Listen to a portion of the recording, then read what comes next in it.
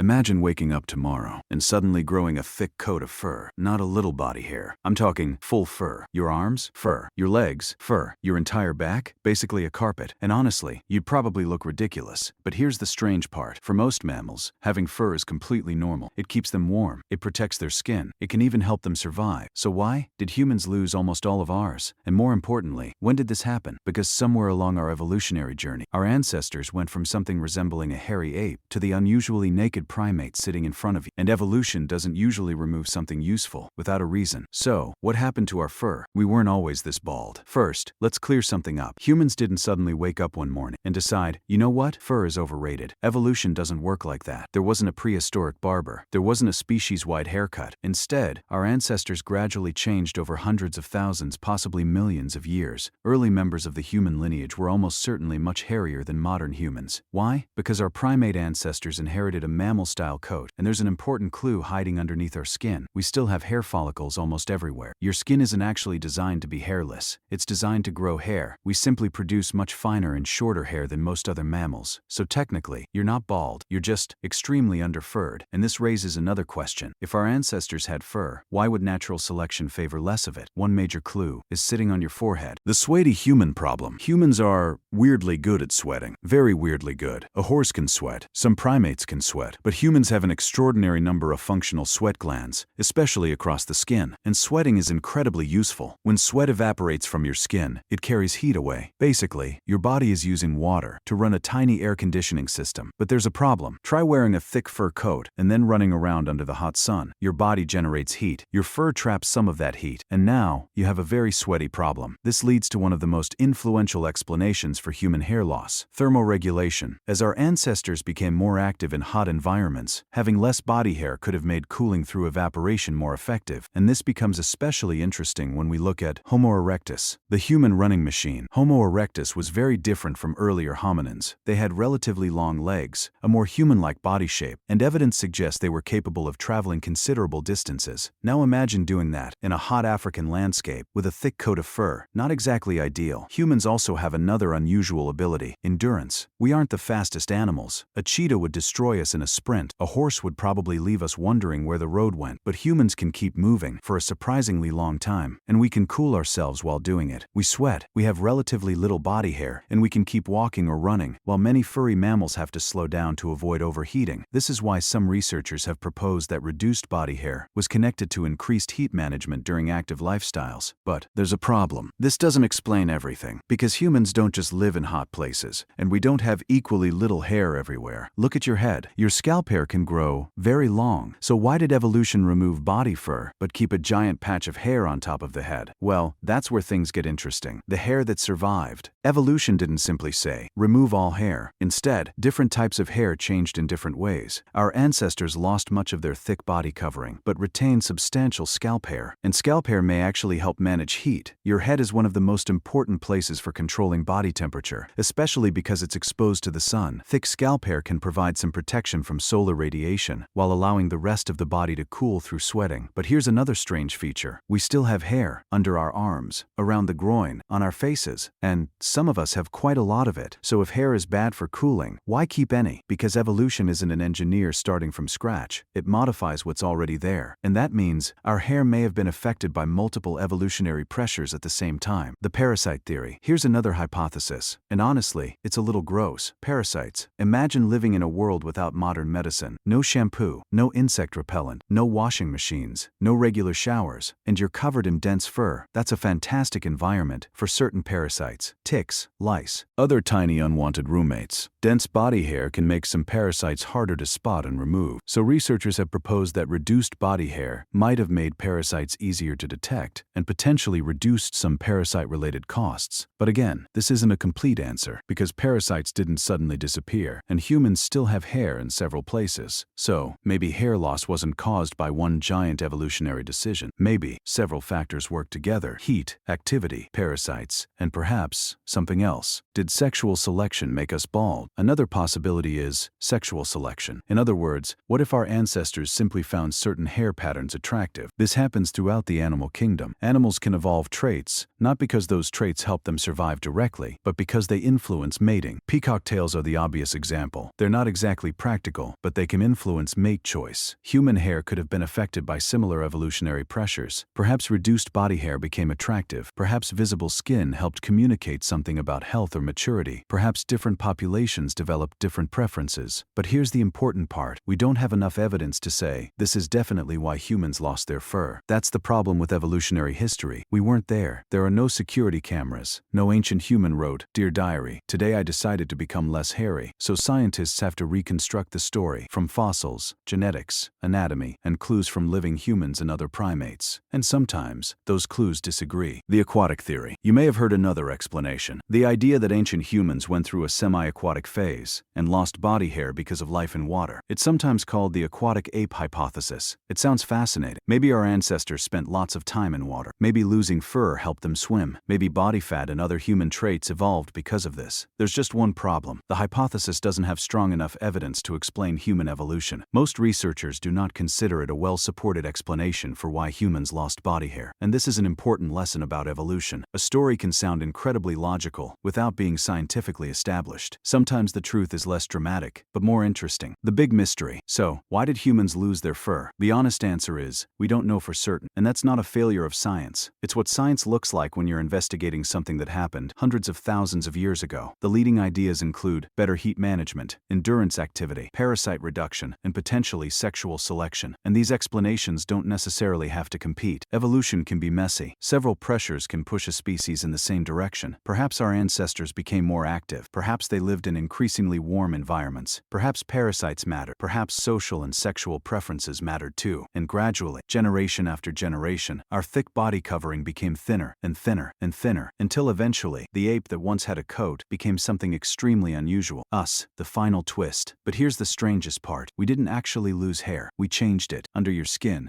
you still have thousands upon thousands of hair follicles. Your body is still producing hair. It's just tiny. So when you look at a modern human, you're not looking at a completely hairless ape. You're looking at an ape whose body hair has become so fine that it almost disappears. And perhaps that's the real evolutionary mystery. Not, why did humans lose their fur, but why did evolution turn our fur into something almost invisible? Because somewhere in our ancient past, our ancestors traded a warm coat for a remarkable cooling system. And that strange trade may have helped create the species that eventually started asking, why don't we have fur anymore? And now you know, sort of. Because when it comes to human evolution, the most honest answer is sometimes we're still figuring it out.